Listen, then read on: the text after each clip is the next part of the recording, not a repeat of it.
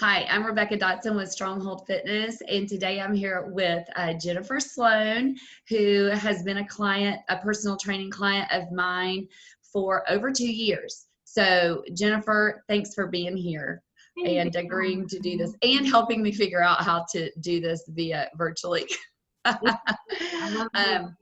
So, Jennifer, I think I need to turn my volume up a little. Okay, so you and I started in February of 2018. Yes. But that didn't last long because then we had to take a break. Yes. Because of 2 weeks in, I actually trained on a Monday, I think, and then the next day I woke up and reached down to pick something up off the floor and ended up in the hospital, not knowing what was wrong with me. The guys in the ambulance were like betting on whether it was kidney stones or whatever. And I ended up, technically, I had an ovarian cyst the size of a grapefruit that then had to be removed. Yeah, good times, right? Yeah, super fun. First surgery, first ambulance ride, had to put off personal training. Needless to say. Yes. Well, but we picked back up in June of that same year. So, and we've been training since. So we've been training consistently. And when I mean consistently, Jennifer is consistent. She shows up twice a week, every single week. And she's been doing it since June of, for 2 years now, over 2 years now. So, consistency has been a general theme with everybody I talk about. I mean, that's what makes the difference. So let me just ask you, Jennifer, what first led you to seek personal training? I got a black belt in Taekwondo. And after having actually started martial arts as a college student and not followed through, try to start back again and didn't follow through. I mean, I've got 4 white belts now, and I had actually managed to get a black belt, but then I ended up with a herniated disc in my neck. I had worked with a couple of personal trainers in the past, and I had a really good experience with one back in college who was just very inspirational to me.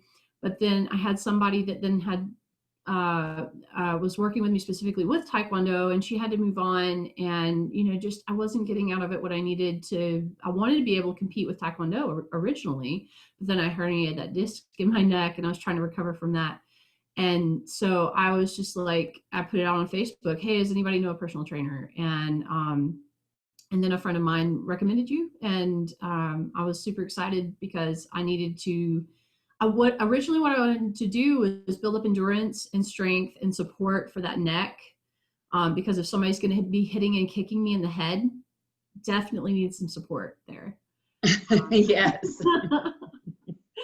Well, so over the past 2 years, how has the personal training, the one-on-one, improved your quality? Well, has it improved your quality of life first?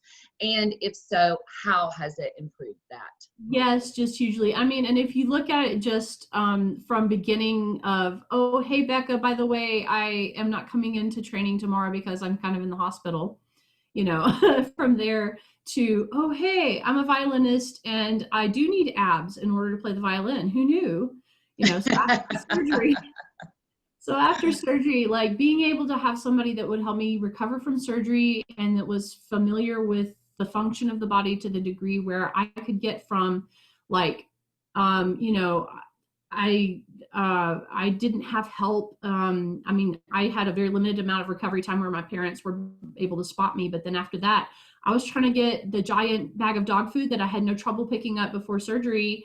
And I had to put it in little gallon bags and take it from my car in gallon bags in the house I'm back to, I can just toss one of those bad boys up and take it in the house and climb up the stairs with it and the puppies are happy.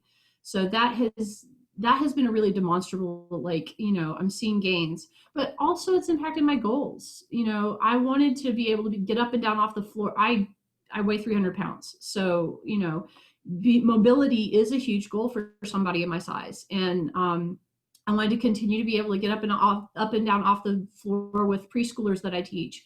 I wanted to be able to go and, swim with my niece and pick her up and toss her up in the air, and let her splash down, And so like those daily goals were things that I hadn't realized that I really could improve with personal training and not have to, oh, well, my knee's messed up, so I need surgery. Well, no, if I get support for it, I can do the things I want to do. My neck gets support. I can do the things that I do. I've seen less pain in my daily life as I've gotten stronger. And in 2 years, that's significant. So yeah. And you've gotten so much stronger. And I mean, that's really a mission of Stronghold, is that it is improves quality of life, that it's about that and not about a certain size or a certain, look, but it's about your function in everyday life and how you're able to see that long term over time. So yeah. And I've got to say, Becca, that's really rare in my experience with working with people that are more fit.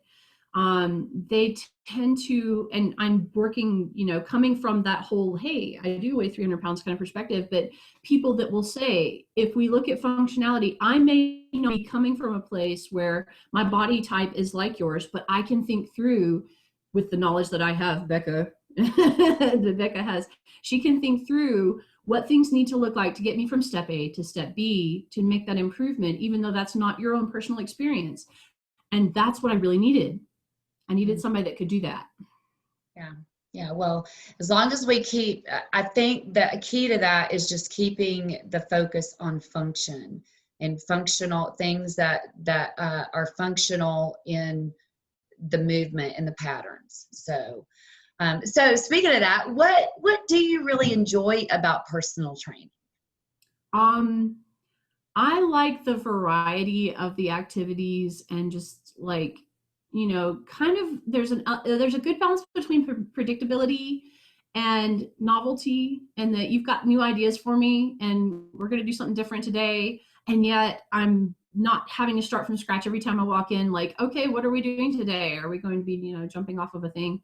I've never done this before. And like, anxiety is an issue for me sometimes. So having that predictability is good, but then also having a little novelty. Today we're going to use a sledgehammer. Woo! So it's fun. Yeah, it's been a while since you've done that sledgehammer. We've been training virtually for many months now. So and that's not my favorite, but you have still kept it fun. Pandemic training is still working for me. It really is. Good. I'm just going to make a note that when we're back in person, you do the sledgehammer in your first workout. That's what you mentioned. And then what do you not so much enjoy about personal training?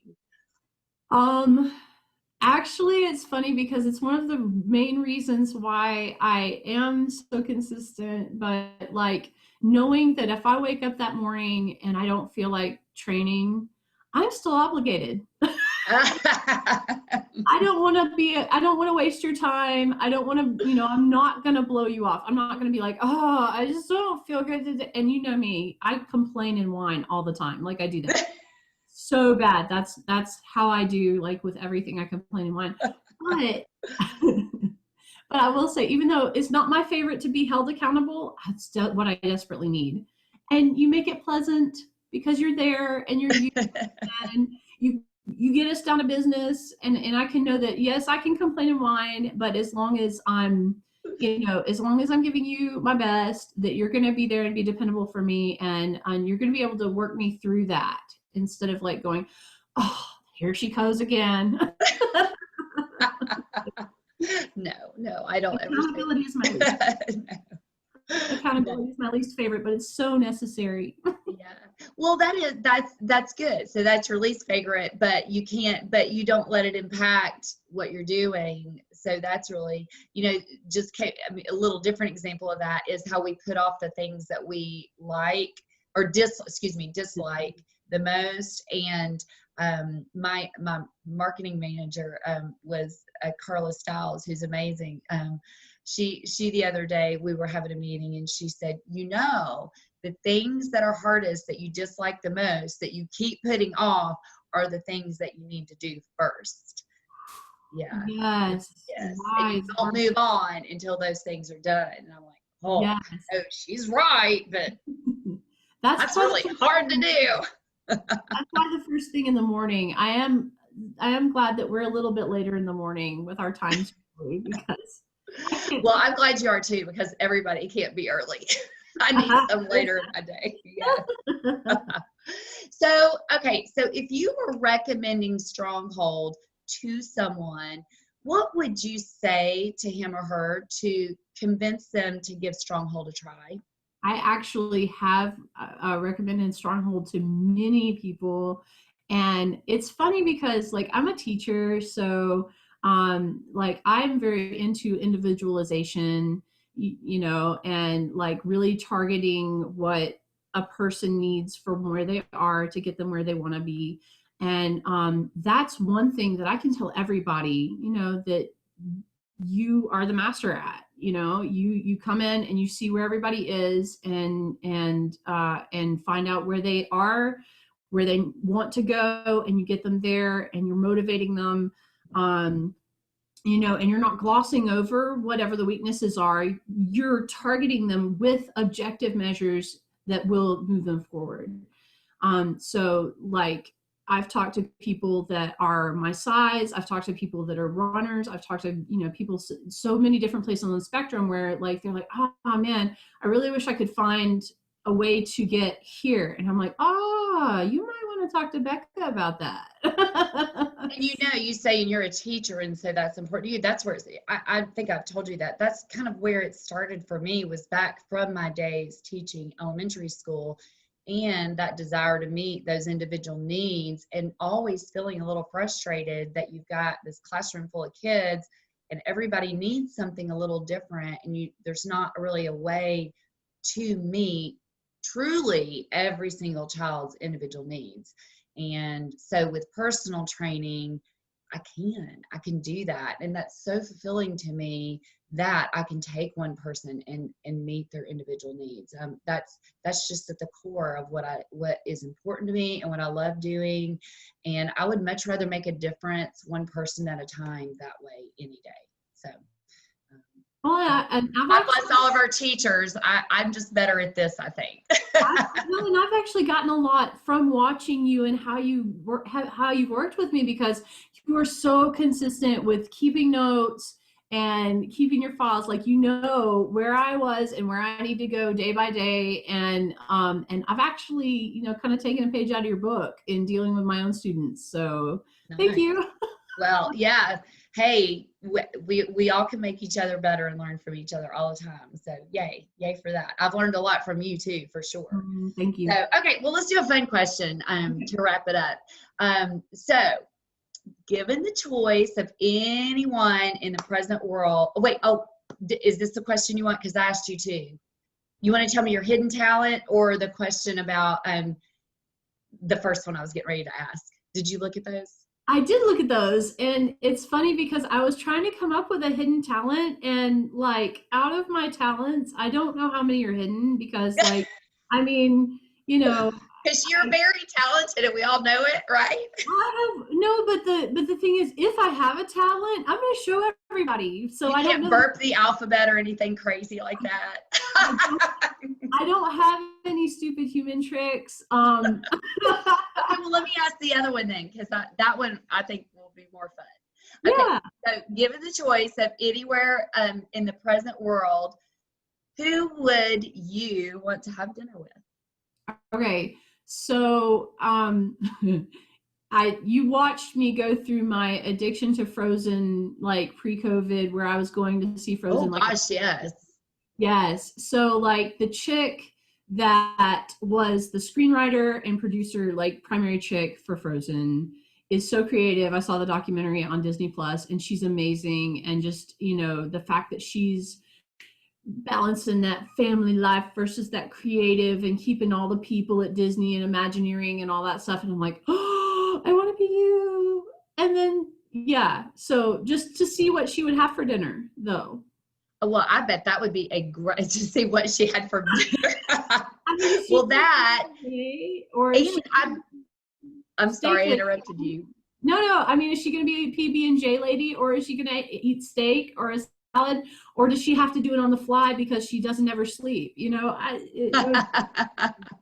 Well, and I bet as creative as she is, that you would have some really great conversation at that dinner. So that's a really cool one. I didn't know what to expect for your answer for that. So I didn't have any expectations, but that's really fun. So well, thanks, Jennifer, so much for spending a few minutes chatting with me. And Yeah.